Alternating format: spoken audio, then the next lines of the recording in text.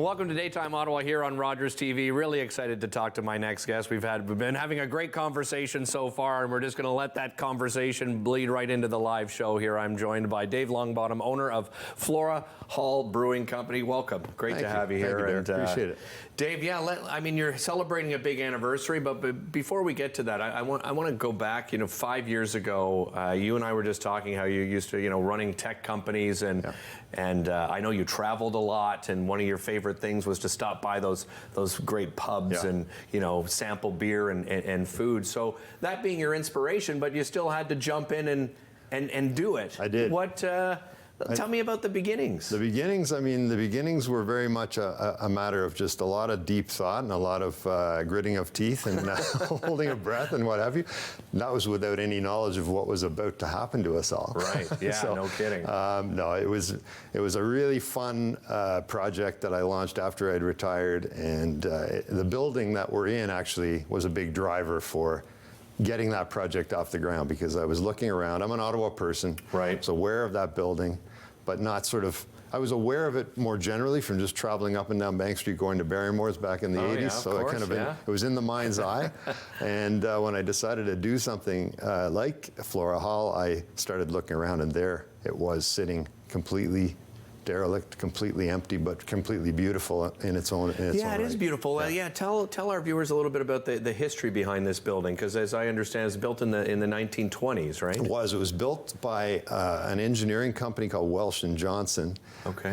They actually were quite prosperous. I think they had that whole block between Flora and McLeod. They had, where Tommy and LaFave used to be. Yes. That was all their stuff. Okay. And they built what is now Flora Hall as a kind of a warehouse office combo in the 20s, and ran it in that place for probably 50, 60 years. I've had the Welshes and the Johnstons and their sort of offspring come in over the years that we've been open, and really celebrating the fact that this building is back in use again, because they had fond memories. Some of them are quite removed, but pointing out where Grandpa sat and where so-and-so sat was a lot of fun. It was a lot of fun to show them. And you put a lot of work into that building in general. As you said, it was derelict, and we're just looking at I'm just seeing behind you on the monitor a beautiful photo of it.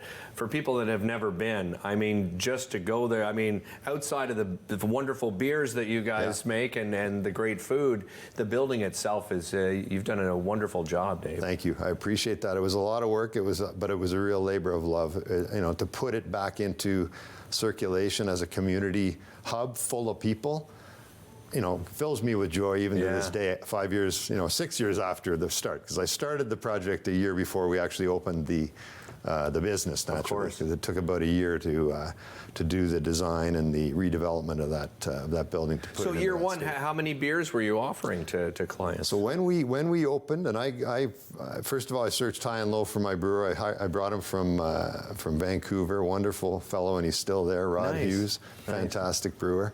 And he arrived, actually I'll tell you a small side story. He arrived for his interview with what is really the best CV you could possibly imagine, which is a suitcase full of beer that he had brewed out in his brewery in Vancouver. Nice. And we spent the afternoon drinking those and getting to know each other. And when he arrived to work, after I brought him out here, he had a list of about 6 or 7 core beers, and I only asked for one extra on that list, and it's still there to this day. Okay. It's my favorite. It's the English Ordinary Bitter. So we started off with 6 or 7. We've always had 6 or 7 core beers, and then 2 or 3 special beers that he'll brew at his own kind of, from his own creativity and imagination. Right. And that's certainly true now. So in total, over the 5 years of operation, I think Rod and his team have brewed almost 100, I think 90 plus different beer recipes. It's incredible. That is amazing. He produces beers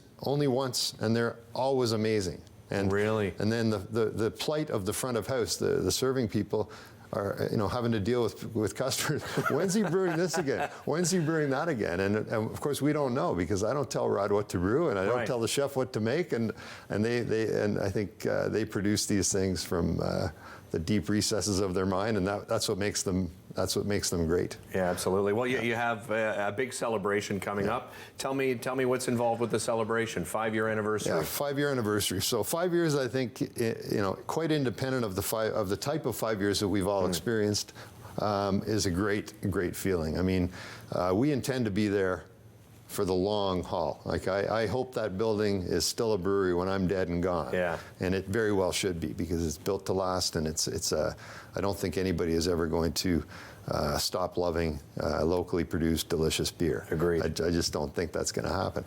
So we'll be there. But 5 years is a significant milestone, and we're really proud. And the team that we have at Flora Hall, many of them have been with me since the beginning. The customers that we've built up over those 5 years are the reason we're there, and it's wonderful to see them all coming back out and back into Flora Hall and other places like Flora Hall around Ottawa. Breathing some more life back into the city. Agreed. It just feels really good, for sure.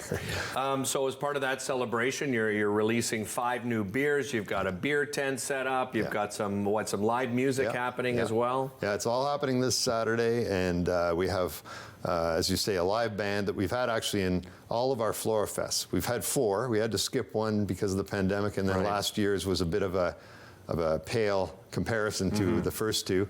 So let's hope FloraFest 5 can, knock it off the charts again.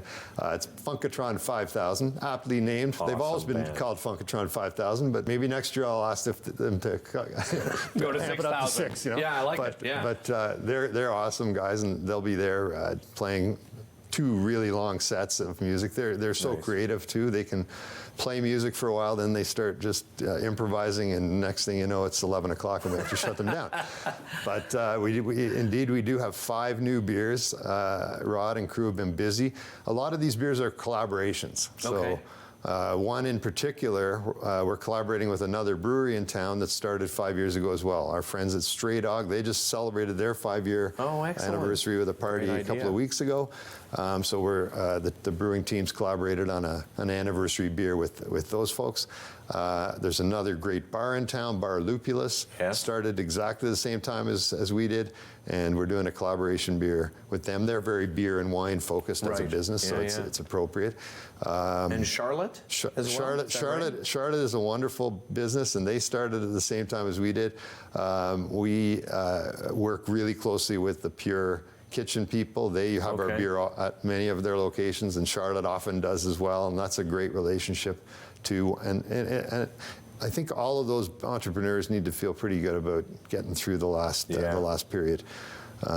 What else have we got on that list of beers? We have a collaboration, Berliner Weiss, which we're brewing to help the German embassy in Ottawa celebrate their Oktoberfest. Excellent. So lots of reasons to party by the sounds of things, we're doing a 10% Imperial Stout with cocoa nib and coffee beans, and the coffee beans are coming from our coffee supplier over at Brown Bag Roasters in Aylmer. So we're trying to touch a lot of different communities. I mean, it's just so nice to hear. It's not just a celebration of Flora, it's a celebration of community and people coming back, and I know that's what you've been dying to see, you and your team. Dave, thanks so much for joining us. Really appreciate it. Again, FloraFest 5, October 1st, 12 noon till close. Just go down and have a party, help celebrate. We'll be back after this.